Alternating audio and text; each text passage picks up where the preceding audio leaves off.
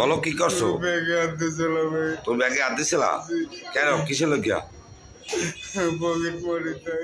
Bag থেকে টাকা চুরি করতে গিয়ে হাতে নাতে পড়ে ধরা, পরে গণধুলাই দেয় ক্ষুব্ধ জনতা।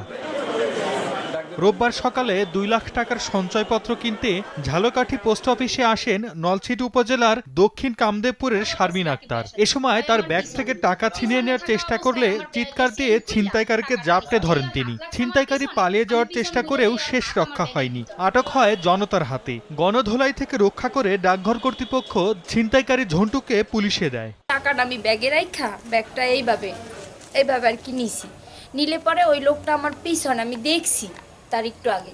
পরে কি করলো, আমার ব্যাগের চেনটা খুইলা ব্যাগটার ভিতরে হাত দিছি, আর একটা হাত আমার পিঠে লাগলে পরে আমি আবার গাড়িটা ঘুরাই দেখি যে ওর হাত আমার ব্যাগের ভিতরে। অভিযুক্ত ছিনতাইকারীর বিরুদ্ধে আইনত ব্যবস্থা নেওয়া হবে বলে জানিয়েছে পুলিশ।